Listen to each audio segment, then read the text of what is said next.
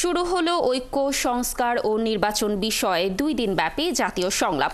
রাজধানীর কৃষিবিদ ইনস্টিটিউশনে উদ্বোধনী অনুষ্ঠানে এই মুহূর্তে বক্তব্য রাখছেন অধ্যাপক মুস্তাক হোসেন খান। আমরা সরাসরি যুক্ত হচ্ছি তার বক্তব্যে। এমন একটা জায়গায় চলে গেছিল যে পুরো দেশটা এখন ভেঙে পড়ার অবস্থায়, ওইখানে আমাদেরকে নজর দিতে হবে। একই সঙ্গে আইন কানুনও ঠিক করতে হবে, ক্ষমতার বিন্যাসটাকেও ঠিক করতে হবে।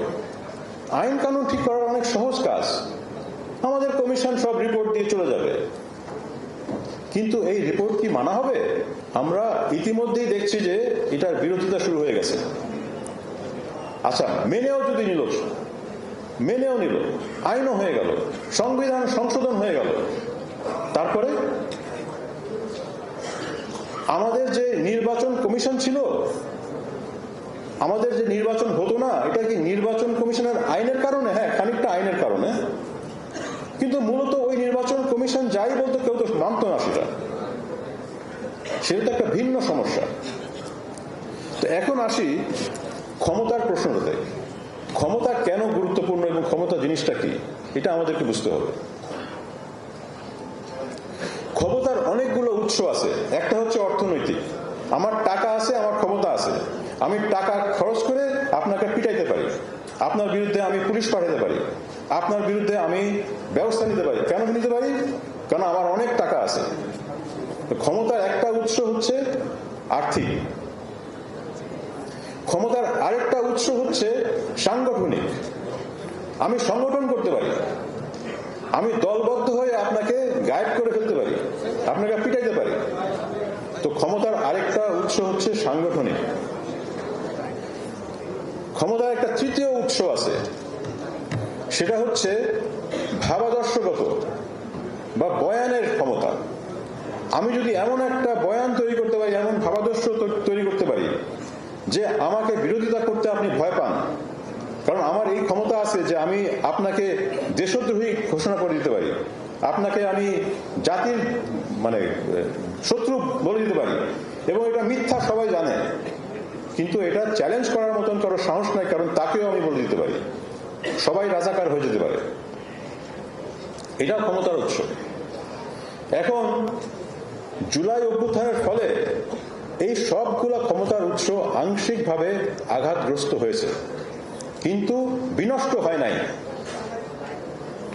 সব থেকে বড় ধাক্কাটা এসছে আওয়ামী বয়ানের উপরে। আওয়ামী বয়ানটা মার খেয়েছে, এটা একটা বিরাট বিজয়।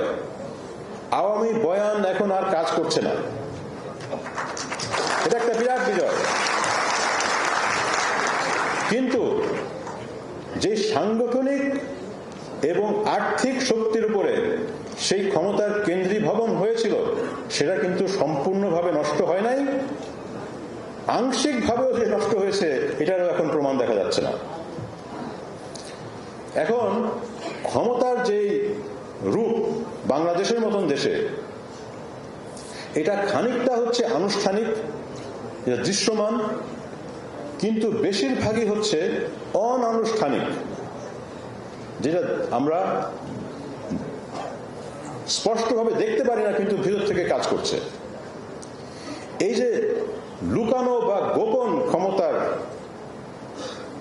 আপনার নেটওয়ার্ক গুলো, এগুলো আমাদের মতন দেশে সবচাইতে বেশি গুরুত্বপূর্ণ এবং সবচাইতে কঠিন এগুলোকে ভাঙা। আপনি যে কোনো আনুষ্ঠানিক একটা সংগঠন দেখবেন, সেটা দেখে কিন্তু আপনি ক্ষমতার উৎস বুঝতে পারবেন না। যেমন ধরেন, আপনি একটা বিজনেস অ্যাসোসিয়েশন দেখছেন, বিজনেস অ্যাসোসিয়েশনের সব রকমের ব্যবসায়ীদের প্রতিনিধিত্ব এখানে আছে, সেটার একটা নির্বাচনও হয়, ইত্যাদি ইত্যাদি।